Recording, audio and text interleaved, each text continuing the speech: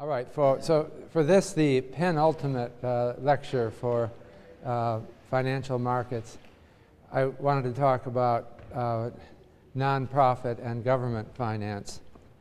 Let me first recall some of the basic themes of this course. Finance is really about incentivizing people to do good work and managing risks. These issues are not confined to the private sector, to the business sector.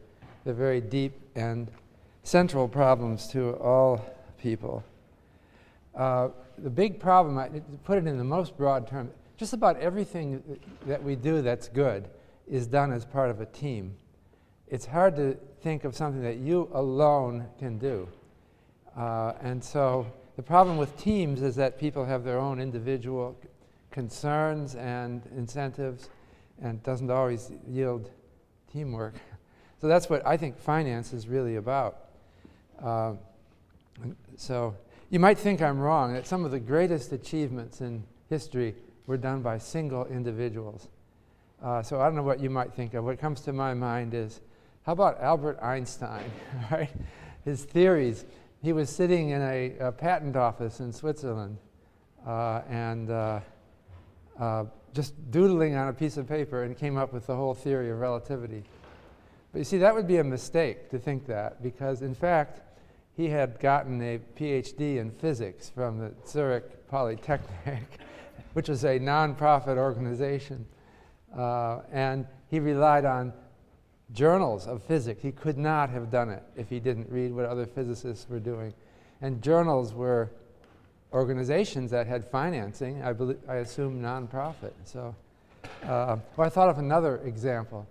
Charles Darwin, the great physicist, the great naturalist.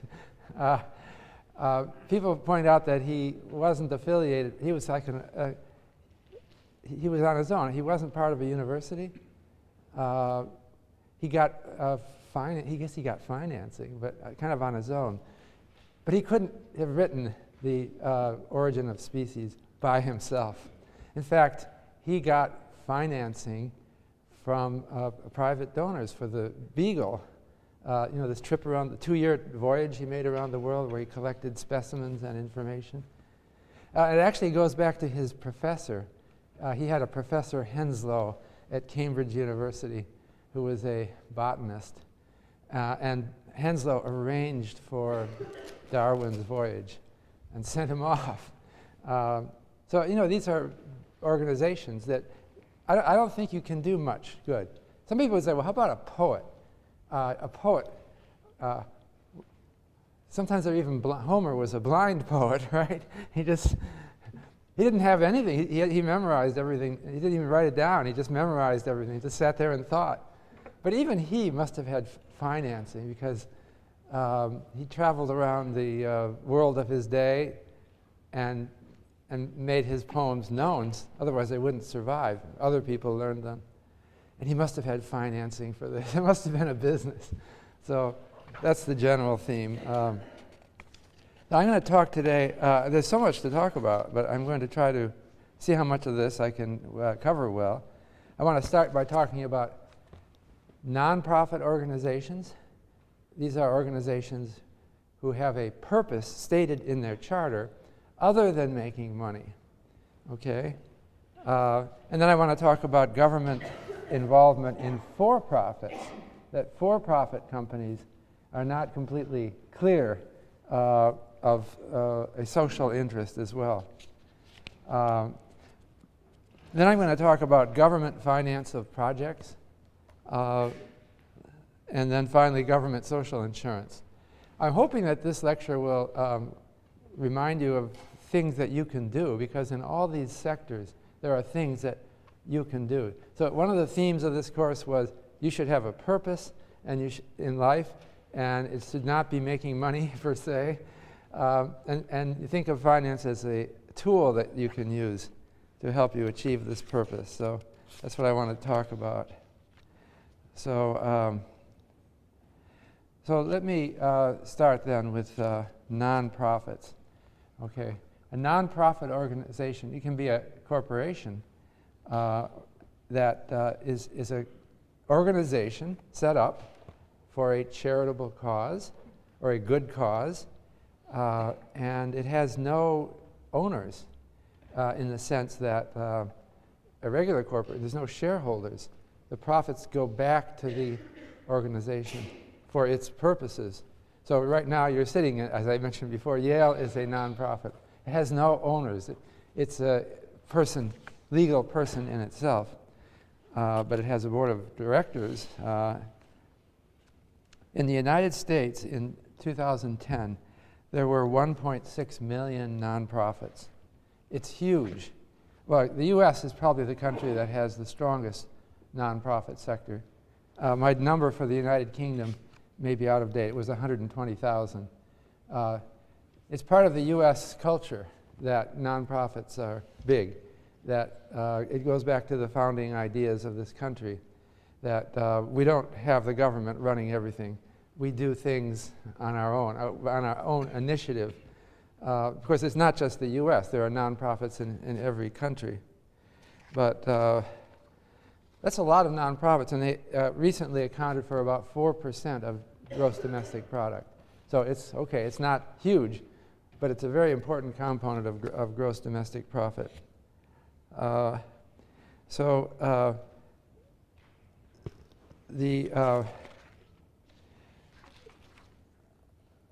Okay, so I just wanted to start by thinking about nonprofits and maybe put the idea in your head of creating one at some point in your life, sooner or later.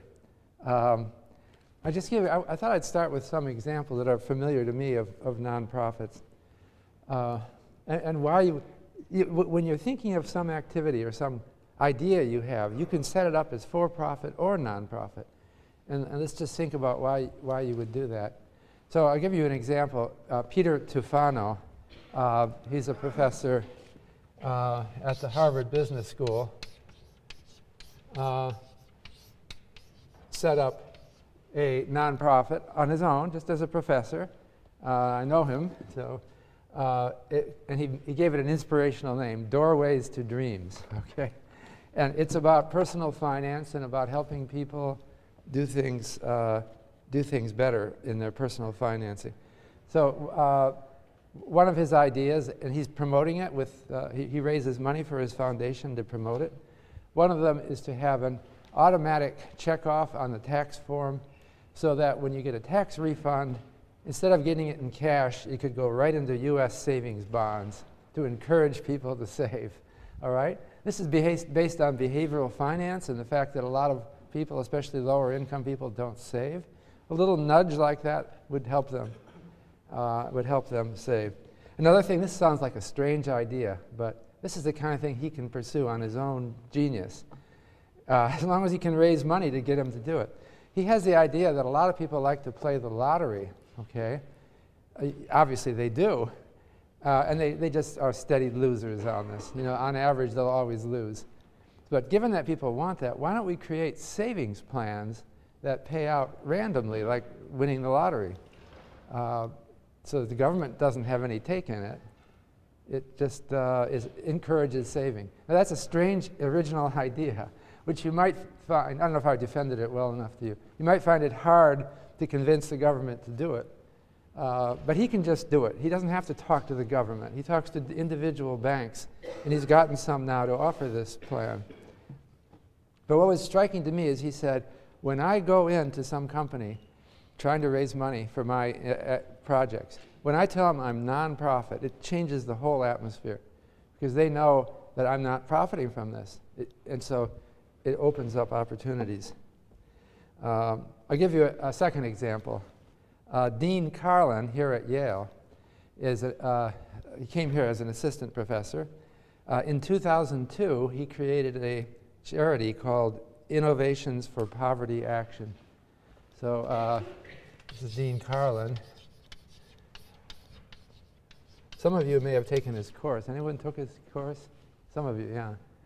I know, actually, the doorbell rang at my house and here in New Haven, and a young woman was collecting money for charity, and it was his charity. I was shocked. He's actually sending people door to door, at least as part of his course. But since then, he's developed, again, when it's nonprofit and it's aimed at alleviating poverty, he can bring in lots of money. So right now, last year in 2010, the income of his Innovations for Poverty Action was $25 million, and he has a staff of 500 people all over the world, operating in a lot of poorer countries. That's a couple of examples that are familiar to me because they were set up by friends of mine. Another example, this is Bill Drayton.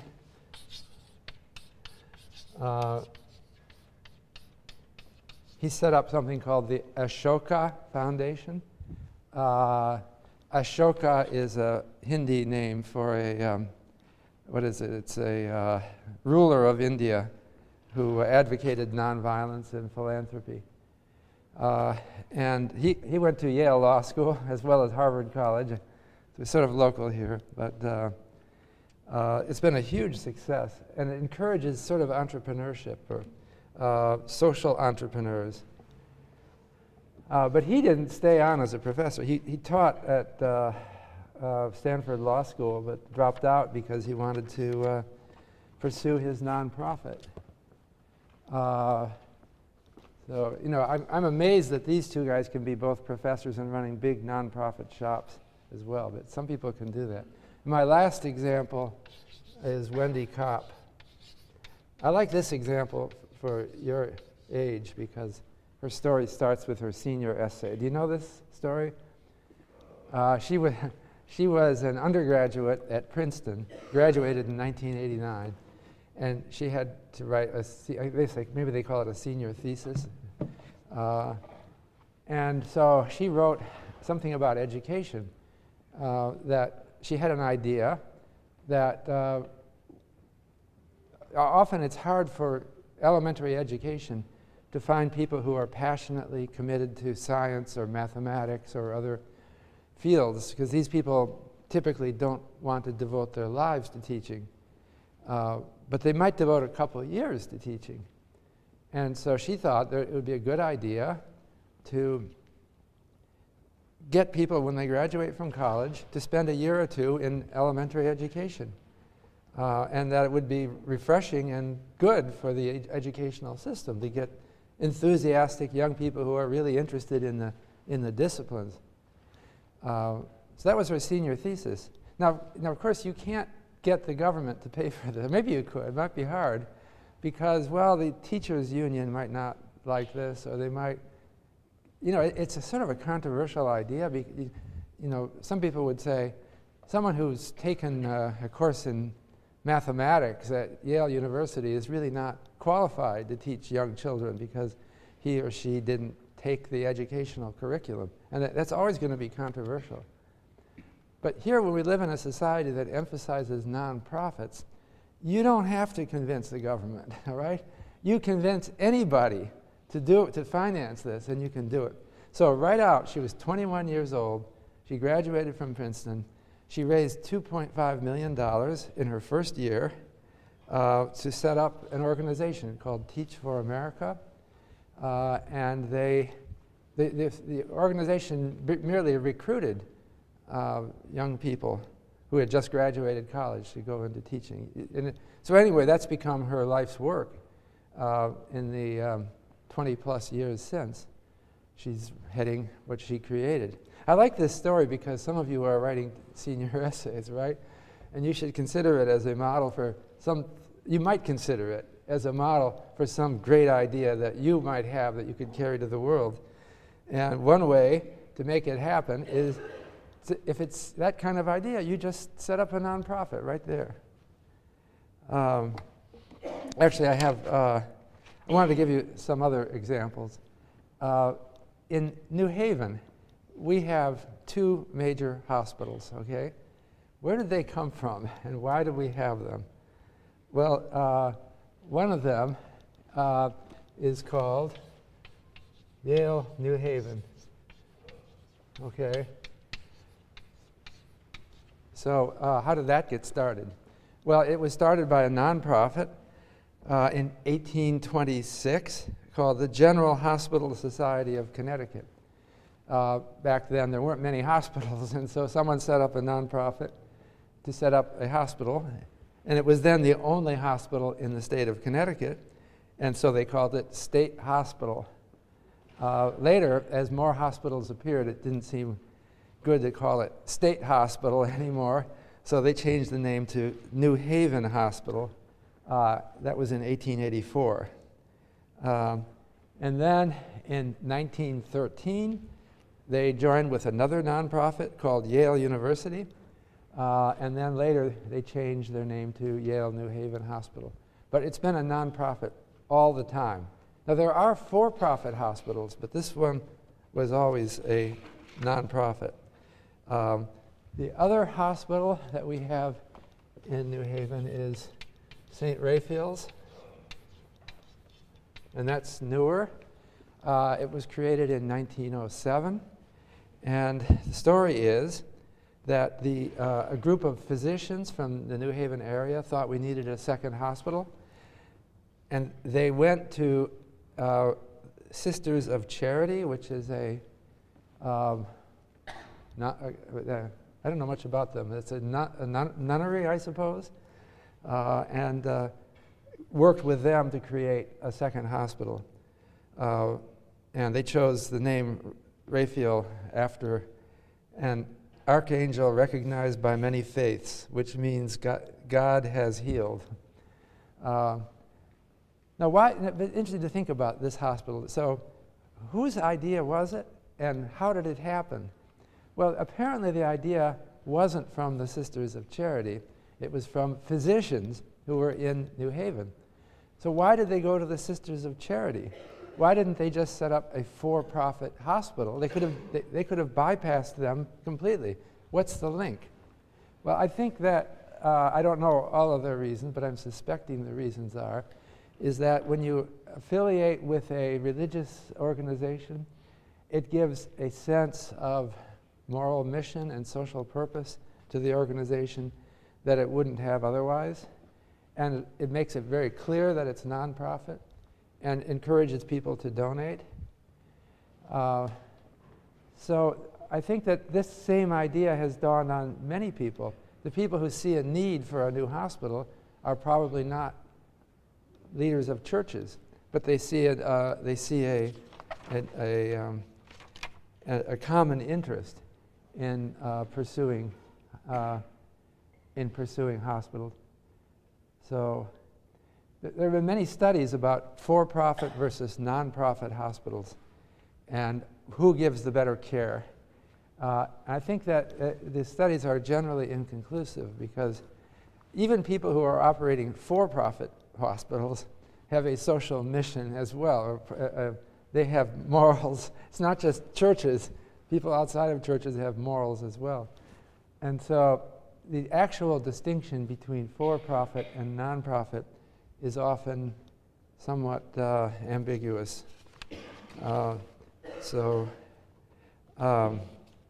Let me now move on to the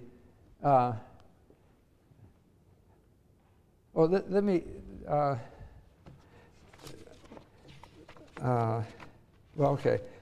move on to the second point that I said I was going to talk about, which is government involvement in for-profits.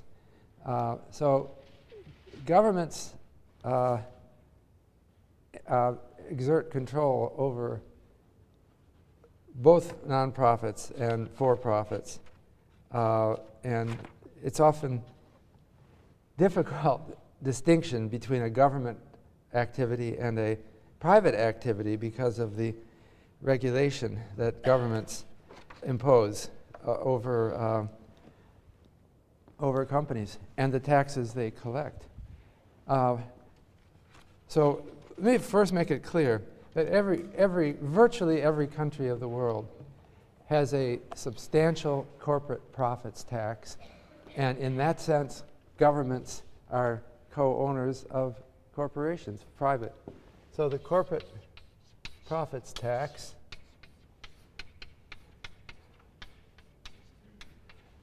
is in effect a sort of partial nationalization of all the private companies in the country. So in the US, it currently stands at 35% federal and up to 12% local, state and local, depending on the state. So it's as high as 47%. It's basically half. So you could say that the US government has nationalized close to half of the private sector. The government is collecting from their profits as if they were a shareholder. This is state and local. But it's the same in other countries, or similar. Canada, the Ottawa collects 16.5%, and the provinces up to 16%. A little bit lower than the US. Japan,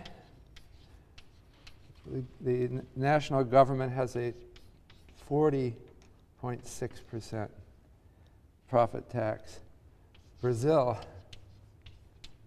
34%. You might think that under the Lula government, well, the recent Lula government, they would be more left-wing and would have a higher profits tax, but they don't. It's about the same. China is 25%. India is 33%. And I could go on and on. There's almost no country that doesn't have it. So in that sense, everything is part of the government. It's about the same all over the world, and that's because I think there's a reason for that. Because if you charge too high a profits tax, then business will leave your country. Why do we charge a profits tax? Well, I think the corporate profits tax is justified by recognizing that this thing about for-profit or private always has its limitations, and anything that's private is not completely isolated from other interests or activities. So I thought it would be useful to think of one example. There's a company called TEPCO. You've heard of this company? I don't expect that you would. It's the fourth largest electric power company in the world, and it's traded in the U.S. And you may own shares in it and not know it, because it's such a big and important company. Or at least your parents, good chance that they own shares in it, because they probably own some diversified portfolio in their pension plan, or maybe they even have it set up in a trust for you already. So don't judge TEPCO too harshly. All right, but let me just tell you about your investment in TEPCO. Guess what country it's in? Japan. You got it. So somebody knows. Why would that matter right now? Big electric power company in Japan? Does that sound like a great investment? Yes? They own the power plant. That's right. They own particularly the Fukushima power plant. So I checked out this morning what the share price is going for in TEPCO. So it was, as of a month or so ago, $25 a share, and it's down to $5 a share. It just went phoot, and you know exactly why. So I looked this further. J.P. Morgan estimates now that claims against TEPCO will be $25 billion, or a couple trillion yen. But that's not all. They're also damaged, right? Everything's in ruins. So some people are predicting that TEPCO will go bankrupt, all right? So they've done all this, they've created this whole mess in Japan, and they're just going to go bankrupt. And we have limited liability, right? They're not going to come after you, right? The Japanese government could do diligence and find out that you own shares in TEPCO. And TEPCO was negligent, right? They messed up. They didn't do their safety procedures well enough. But they'll never go after you. I mean, it gets, this is the whole idea of limited liability. So many people all over the world are owning shares, and we can't expect them to be responsible for. You can't inspect the Fukushima plant, even though you may be a beneficiary of its profits. So, so that's why they collect the corporate profits. So Japan is collecting 40% corporate profits tax, and that can be used to offset the damages that the Japanese government now has to pay for. So it all seems right. There's a plan here. So you wonder, is TEPCO private or not? Well, it is private in the sense that there are shareholders and there are profiteers, but it's regulated by Japan, it's taxed by Japan, and Japan pays for their mistakes. So that's typical of.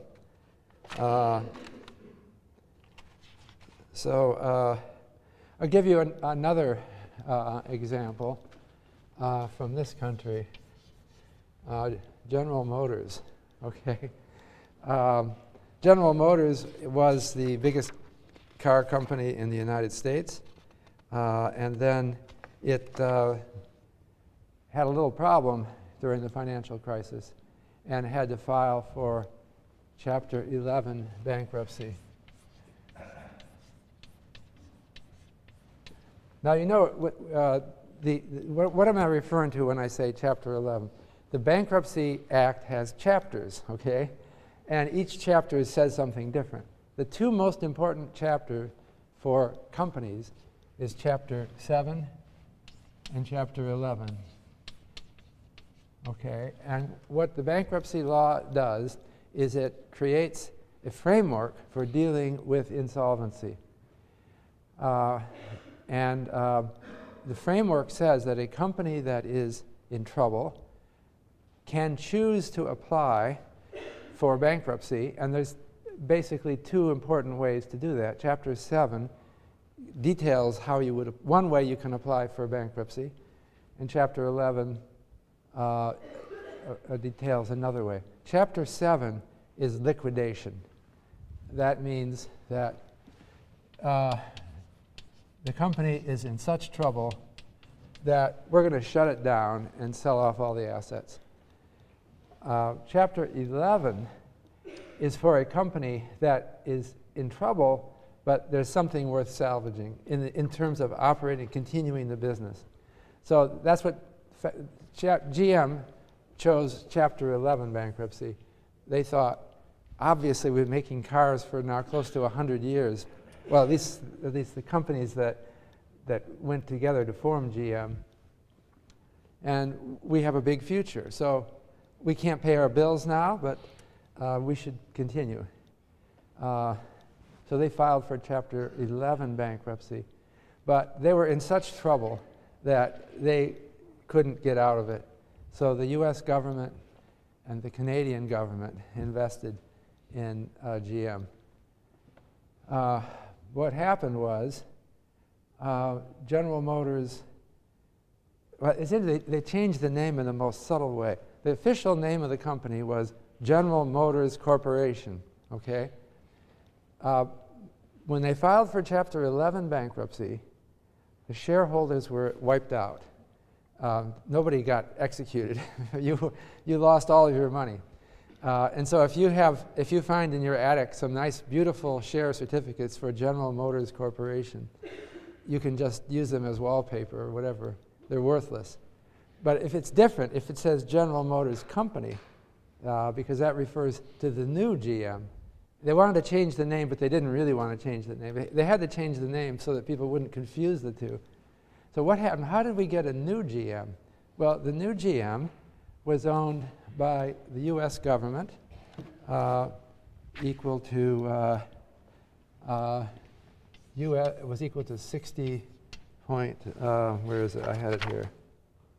60.8% U.S. Canada owned 12%. The UAW, United Auto Workers, got 17.5%.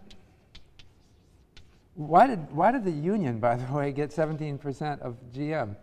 Well, I don't know the whole story, but I'm sure it has something to do with GM's obligations. Maybe they failed on something other. I don't know the details, but it seemed in the bankruptcy proceedings that the implicit debts that the company owed to their workers would be represented by a share in the company. And then the rest went to the bondholders, people who owned debt, not equity, who owned debt in GM, got the remaining share. And they also got warrants, which are options to buy more shares, which will dilute down the US and Canada and UAW shares. So that's the settlement. The result of the settlement was that it was a government-owned organization. And now they've just done an IPO, so they're reversing this ownership structure. But the point is that companies that look private may end up government eventually, one time or another. And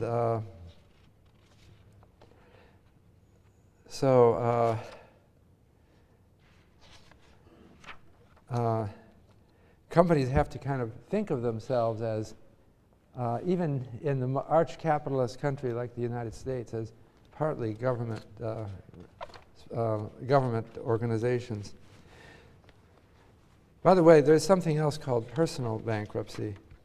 Personal bankruptcy is another involvement of the government in risk management. And you as an individual can declare bankruptcy, and you can choose these chapters, or you can do, there's other provisions as well. But you can use Chapter 7 to wipe out all of your debts. The new bankruptcy law that Congress passed a few years ago attempts to limit your ability to do that. But within limits, the same government is kind of a shareholder, just as individuals are. So, I mean, a shareholder in individuals' lifetime incomes. I guess what I'm saying is that the whole idea of public versus private is a complicated one. And what seems public at one time will seem private at another. The behavior of nonprofits is not strikingly different than the behavior of profits. So I found a statistic that 42% of nonprofits pay bonuses to their executives. That is, they're using the same kind of incentive plans that private corporations do. Why would they do that? Well, they do that because they have to hire people. And people in the for-profit sector are getting bonuses. So how do you hire someone and get someone good unless you pay the bonus as well? The government faces a big problem in that the public is very sensitive to paying high salaries to government employees because they think it's unfair. Why should some government bureaucrat be paid more than I get? As a result, they have trouble hiring good people. But in the nonprofit sector, the nonprofit sector is not constrained. Well, they have some constraints over. They're regulated to prevent them from stealing the money. But I think part of the idea of having nonprofits, this is a general point, is that the government is kind of confined to politically correct, conventional wisdom type activities. And they can do things that are just generally acknowledged by the average person as a good thing. But they can't do something innovative as well or controversial as well.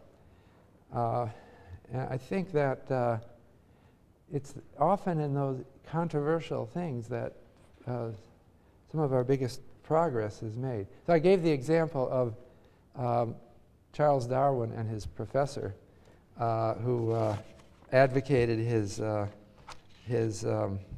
voyage around the world. The professor I'm trying to see what his name, Henslow, I think it was actually a John Stevens Henslow, a botanist, but also a advocate of natural theology. And he sent Darwin out on this voyage because he thought that studying nature enabled you to discover God. Little did he know Darwin would end up an atheist after his voyage.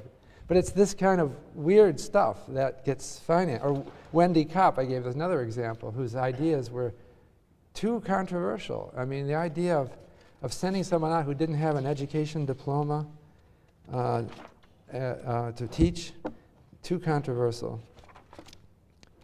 So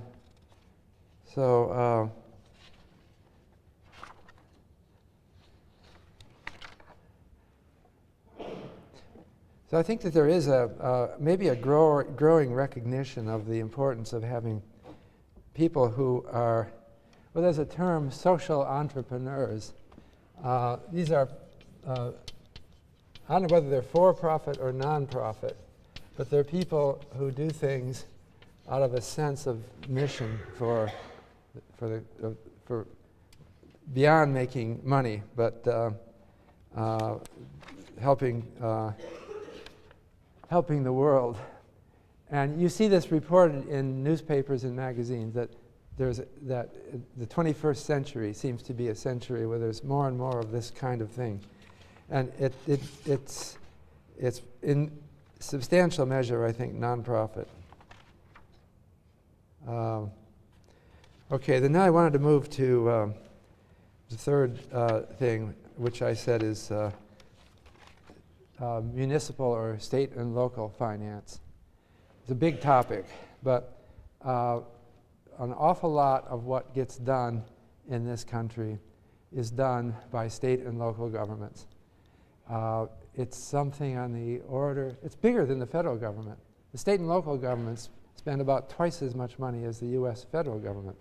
They run all the public schools, fire departments, police departments, most of the parks. What else? I mean, a lot of things are being run by state and local governments. And so I think another thing that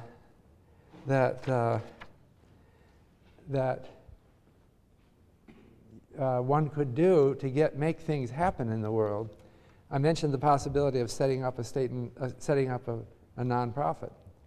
You can make things happen by doing that, but you can also make things happen by approaching a local government and saying to them, I think that you would do well to build a hospital or build a bridge or build a new school or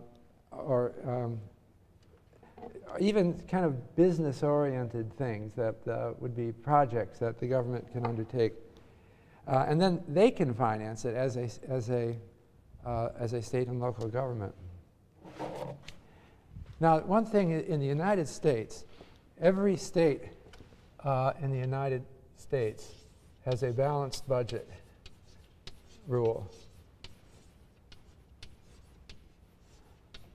That is, they have to tax people for all of the expenditures they make. They are not allowed to go into debt.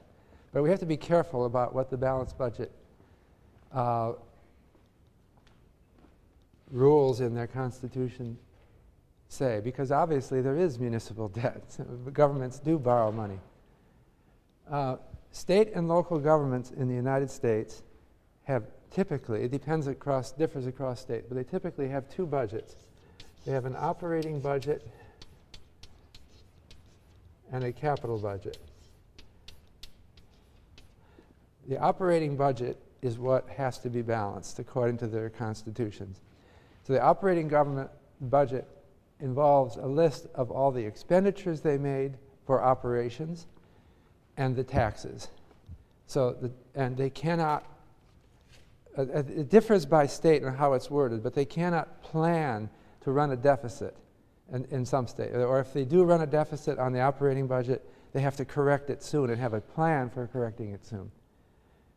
But the capital budget is different. it also, if a city builds a new school, for example, that's not an operating expense, right? It's a capital expense. So it's building something that will last through the ages. And so it goes on the capital budget and not on the operating budget. And all of the states allow this. They can raise money by borrowing, and they routinely do that. So that means they get into debt, and then they have a potential for going bankrupt as well. So this is the way it works. Imagine that you're setting up a new town, and it's small right now. Okay, little town, but we know that people are coming this way, and it's going to be a big town in 20, 30 years. So what do? Well, you lay out the streets and you plan for a big town. Right now, you better plan for it, right, or it'll get congested. So you better lay out wide enough streets. That's easy to do. But, you kind of want to build the streets before the people come. You have the layout and have lots and have it all planned. And how about a sewage system, okay? The people aren't here yet, okay? And so you consult a sewage engineer, and the engineer tells you, if you're going to build a sewage system, you should do it all at once. It's be too expensive to do it year after year, just adding a little bit. You got to have a plan, you have an idea where the city is going. Let's build it for a city of 20,000 people. We can do it now, but it will cost you, $100 million. So what do? You might say, we can't pay for that. There's only 30 people living in this town. How do we come up with $100 million? Obviously, you borrow, right? You put it on the capital budget. And that is fair and just, right? Because then, as people come to the city, they will then pay taxes and pay back the debt. This is the way it works, and it's the way it's always worked. Now, you could say, well, no, it shouldn't be this way. Why don't we have all of the individual people pay for their own sewers and add to the sewer system as they build their houses? It's not going to work, right? That would be crazy. You've got to build the whole system in advance. And so that's what city governments do routinely. And they go deeply into debt as a result, of having created all of these capital investments and having the debt against them.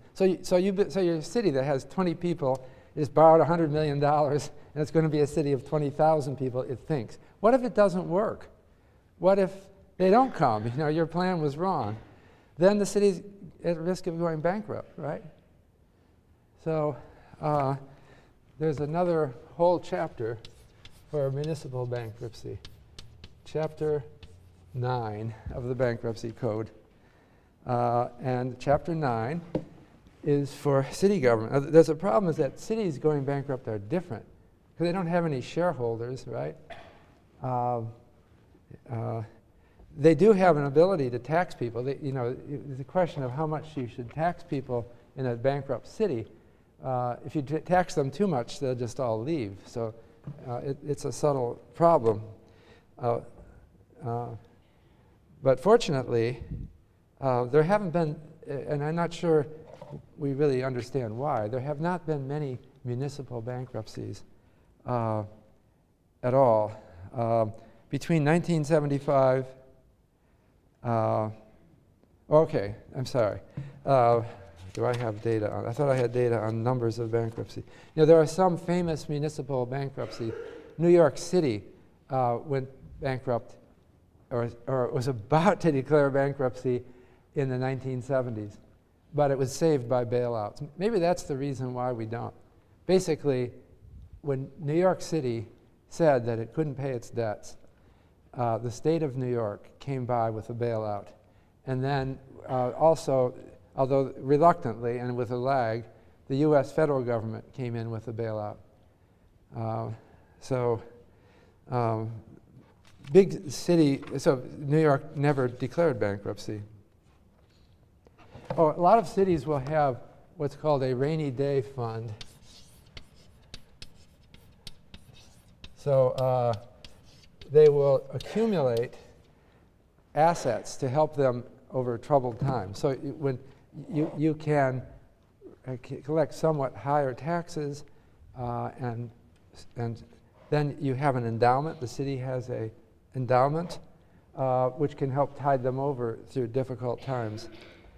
But recently, most of the rainy day funds have been exhausted. The state and local governments saved for a rainy day, and this was a rainy day, the financial crisis. And so most state and local governments are in trouble right now because of the recession causing their tax revenues to decline. And there's increasing worry about municipal bankruptcies. So I said that there haven't been many historically, but people are edgy now, thinking that there could be some now because of the financial crisis. And so the yields on municipal bonds have gone up. So municipal bonds are tax-free in the United States. So if the city of New Haven,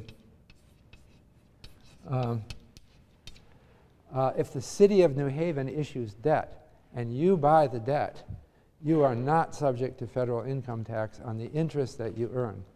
That's because in the Constitution it says that there's a separation between federal and state. The federal cannot tax the state, so they don't tax your municipal bond. There's a subsidy toward municipal bonds implicit in the tax law.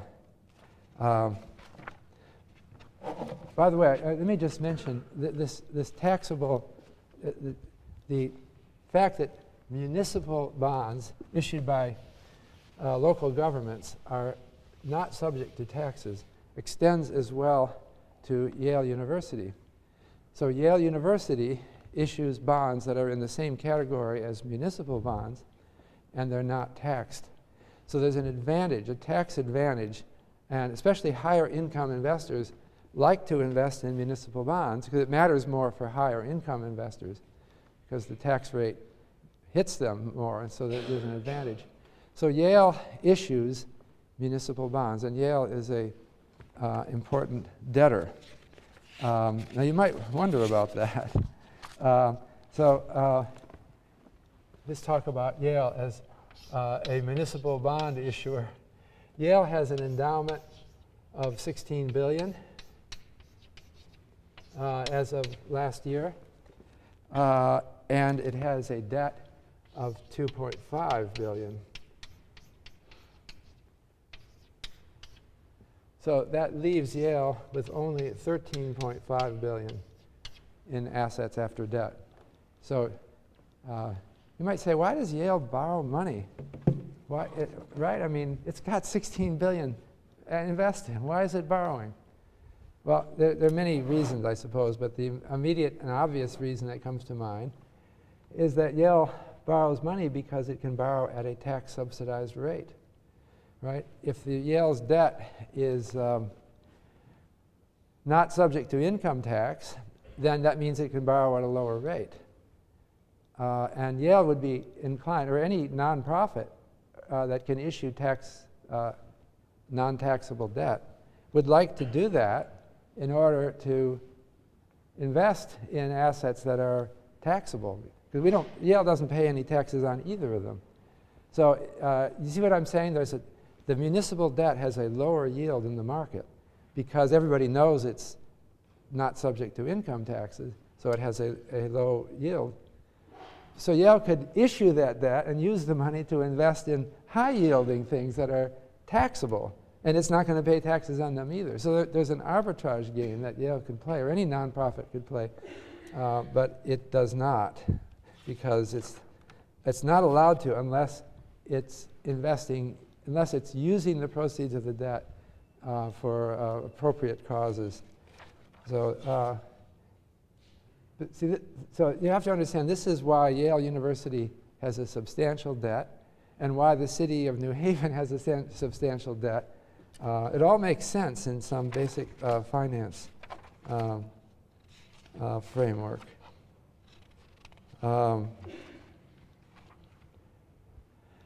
But there's a lot of concern about indebtedness right now because with the financial crisis, the US and Europe and many other countries are suffering debt crises right now. So it's renewing calls for a balanced budget amendment. The US government does not have a balanced budget amendment like the state governments do. And in fact, the US government has only one budget. It does not have a capital budget. So in some sense, the state governments are more sophisticated than the federal government in the US in that they have the distinction between operating and capital budgets. But I guess the reason why the US government has considered adopting a capital budget, but it has never done so, I think maybe it's because the US government has fewer investments like schools or parks or other water facilities, sewage facilities. It doesn't do that kind of thing, so it doesn't have as many clearly capital projects. It has a much bigger debt than the state and local governments. Okay, so I guess then I'll move to my last topic today, which is about government social insurance. And this is along the same theme. I'm talking today about the roles of finance is about risk management, and it's about incentivization. And some of the basic roles are classified under the rubric of social insurance, which is offered by the government.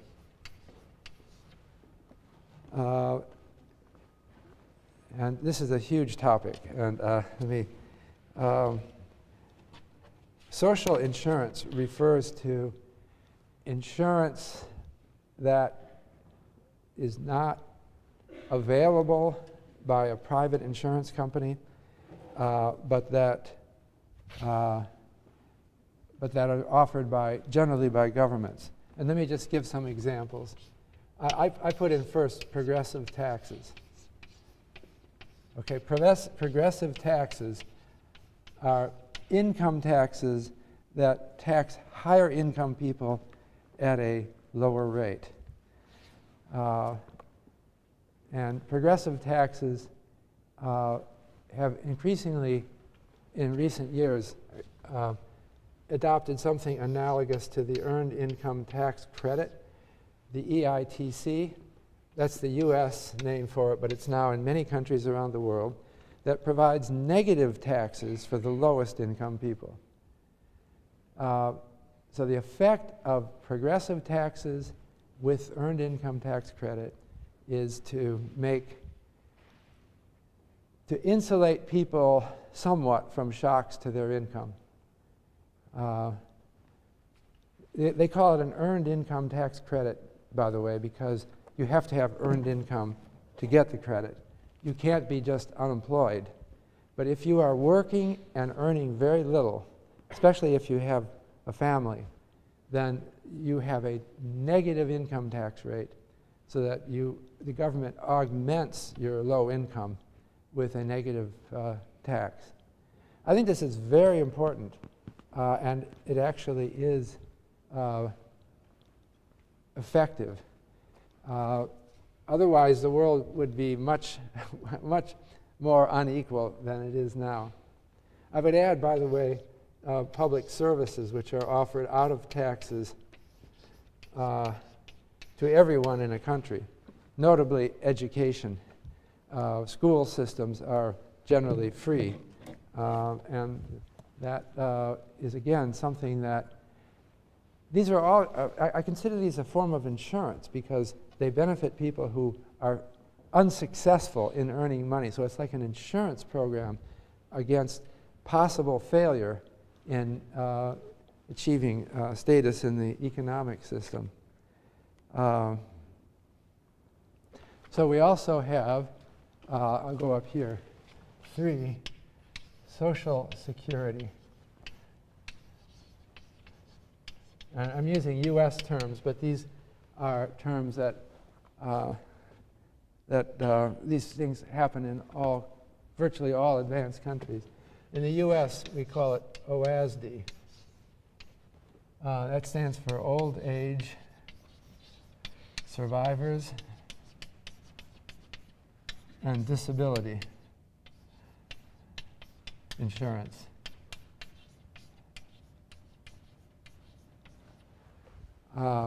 Old age insurance is pensions, and that's the biggest part of the Social Security system in the United States. It's insuring you again. Well, it's really something you know is going to happen. You're going to get old someday, but we call it insurance. Survivor's insurance is life insurance. I mean, it benefits you. You're getting too old for this now, but if your parents die when you're young, the U.S. government will give you an income. You're an orphan, you have nothing, your parents died and left you nothing, you get survivor's insurance. You didn't know you had this, right? It's not publicized a lot, but it's part of what protects people, and it's offered by the government. And then thirdly, disability insurance, again, offered by the government, is against you breaking your neck and becoming paralyzed, okay? Or anything like that that makes it impossible for you to work. The U.S. government will give you an income for life. So if you are permanently paralyzed, you get an income for life. All three of these are purchasable in the private sector. You can buy a pension, you can buy survivor's insurance. They don't call that, they call it life insurance. It's just turning it around to a different name. The sellers of life insurance don't want to remind you that you already have a life insurance policy from the government, because you might say, well, I got enough already. So they give it a different name, and they call it, they probably won't remind you that you have it. And then you can buy disability insurance. But part of the problem with private offering of these insurances, disability insurance, if it's offered privately, suffers a selection bias problem, that some people who realize that they are going to have a disability will buy the insurance right away. And then we have health insurance. And I don't want to use the U.S. as an example for this, because we're kind of a laggard on most of these things.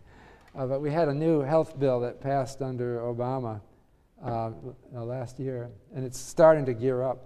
But the U.S. is not the world leader in health insurance. But it does. It has currently about 40 million people with no health insurance. And then there's workers' compensation.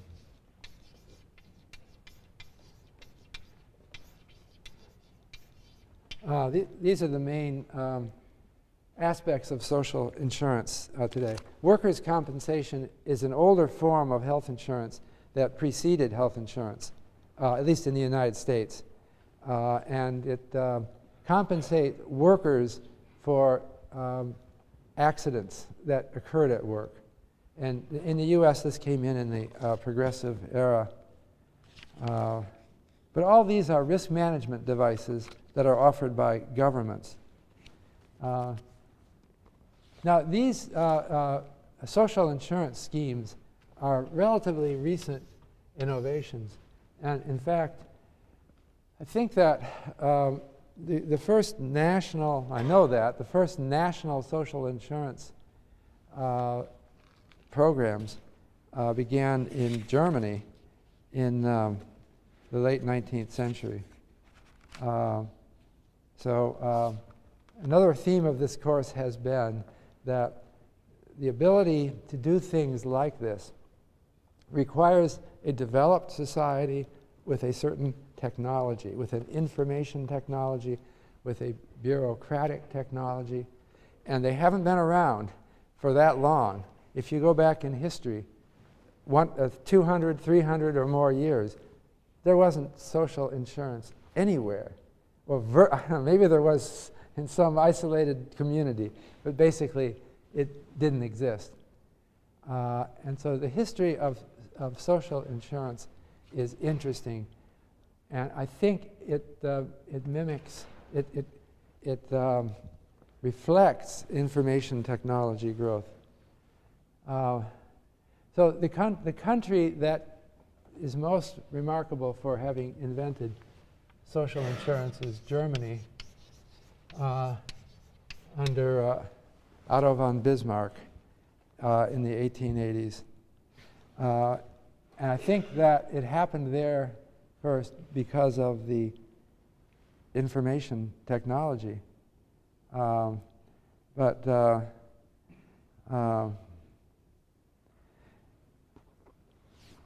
It's an interesting story that there were various attempts to start social insurance in different parts of the world that were half-hearted and failed.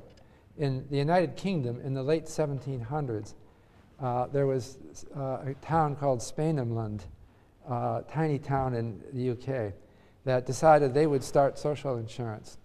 And they decided that there was a living wage that anyone ought to be able to earn, and anyone who earned less than that would have the difference paid by the town. So the town, it's called the Spainhamland Law, and that town offered to pay the difference. The problem was it didn't work. Too many people reported that they were getting less income than the living income that they defined. And the town discovered it was being ripped off. And so they couldn't, the problem is they couldn't identify what a person's income really was accurately. They couldn't tell whether someone was goofing off or not. And so they dropped it. It was, I think there are other examples of failed experiments like this. But it took hold first in Germany in the 1880s. And they got accident insurance, health insurance, and old age insurance or retirement for everyone in Germany in the 1880s. And it was considered a fiasco by other countries of the world. When Germany announced these plans to create social insurance, the London Times wrote an article saying this whole thing will fall through and fail. The government is going to run all of these insurance policies for something like, I don't know how many, I think there were 11 million workers in Germany at the time. And in London they said, you got to be kidding. No government in the world has ever managed to run something like this. Let's think particularly about retirement insurance. The German government set up a plan whereby people would contribute over their working lives to the Social Security system, and the system would then, years later, 30, 40 years later, keep a tab about how much they'd contributed and then pay them a pension for the rest of their lives. So the Times wondered aloud, are they going to mess this up? They've got to keep records for 40 years. And we're talking about the government keeping records. And they thought nobody can really manage to do this, and that it will collapse and ruin. But it didn't. The Germans managed to do this in the 1880s for the first time. And actually it was an idea that was copied all over the world. So why is it that Germany was able to do something like this in the 1880s when it was not doable anywhere else? It had never been done until that time. I think this has to do ultimately with technology. And technology, particularly information technology, was advancing rapidly in the 19th century. Not as rapidly as in the 20th, but rapidly advancing. So what happened in Europe that made it possible to institute these radical new ideas? I just give a list of one thing. paper. This is information technology, but you don't think. In the 18th century, paper, ordinary paper, was very expensive because it was made from cloth in those days. They didn't know how to make paper from wood, and it had to be handmade. As a result, if you bought a newspaper in, say, 1790, it would be just one page, and it would be printed on the smallest print because it was just so expensive. It would cost you like $20 to buy, in today's prices, to buy one newspaper. Then they invented the paper machine that made it mechanically, and they made it out of wood pulp, and suddenly the cost of paper went down. By the way, I found an old textbook from Yale University from 1837. It's still sitting there on the shelf in the library. I was looking. We were using a Principles of Economics textbook for all Yale students. They all had to take the same course. And it was a nice little book, but it was so small, I picked it up. I mean, it was like that big. You could put it in your pocket. I think it's because books were just expensive. So the students, you have these huge textbooks now, right, that weigh so much, they probably challenge your back. Back then, you could carry your books. There was a fundamental economic difference. And so paper was one of the things. And you never got a receipt for anything. When you bought something, you go to a store and buy something, you think you'd get a receipt? Absolutely not, because it's too, well, they wouldn't know why, but that's the ultimate reason, too expensive. And so they invented paper, too. Carbon paper. Do you people even know what this is? Anyone here heard of carbon paper? Maybe, I don't know. It used to be that when you wanted to make a copy of something, you didn't have any copying machines. You would buy the special paper, which was, do you know, I have to explain this to you? You know what carbon paper is? You put it between two sheets of paper and you write on the upper one and it comes through on the lower one. This was never invented until the 19th century. Nobody had carbon paper. You couldn't make copies of any, there was no way to make a copy. They hadn't invented photography yet, right? They had no way to make a copy. You had to just hand copy everything. And so, the first copying machine, maybe I mentioned that, didn't come until the 20th century. And they were photographic. And the typewriter. That was invented in the 1870s. Now, it may seem like a small thing, but it was a very important thing because you could make accurate documents, and they were not subject to misinterpretation because of sloppy handwriting. I'm doing sloppy handwriting here for you, but I'm using the old technology here. But the typewriter, and you could also make many copies. You can make 6 copies at once with carbon paper. And they're all exactly the same. You can file them in a different, each one in a different filing cabinet for standardized forms. These are forms that had fill in the blank with the typewriter. They had filing cabinets. And finally, bureaucracy developed. They had management school, particularly in Germany. Was famous for its management schools and its business schools. So you had, oh, I should add also postal service. If you wanted to mail a letter in 1790,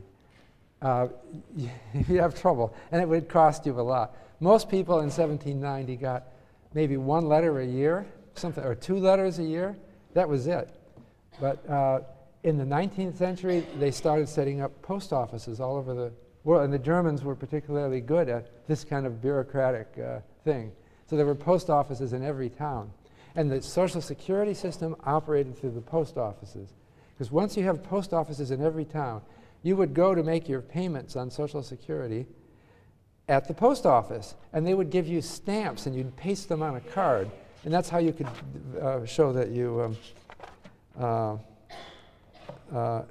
had paid. So, I think that this kind of information technology brought us the Social Security system, and the kinds of advances in information technology that we've seen more recently will eventually lead to changes in the system. Ultimately, technology drives finance, and the system the system responds to changes in technology.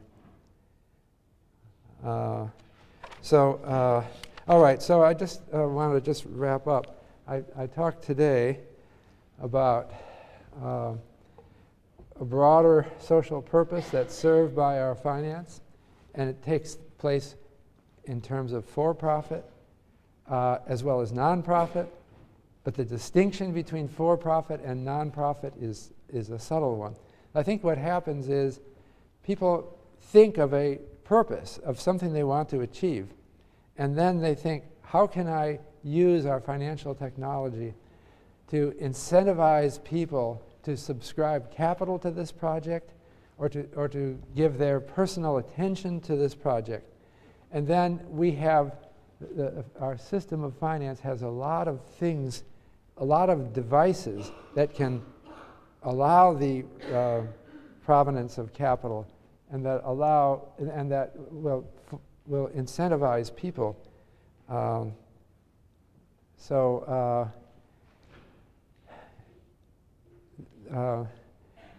I think another theme of this course has been behavioral finance, that I think people are psychological. They have emotions, and they react in complicated ways. One of the oldest themes of economics is that people respond to incentives, but they respond to pleas to their morality as well, or their ideals as well. When we talk about nonprofit sector, it seems that the financial arrangements reflect a combination of selfish, money-oriented incentives and more social purpose incentives. And the same thing goes with government activities. Anyway, I guess I have one more lecture, and I'm going to talk next time more broadly about what finance offers us and how it allows us to achieve social purposes.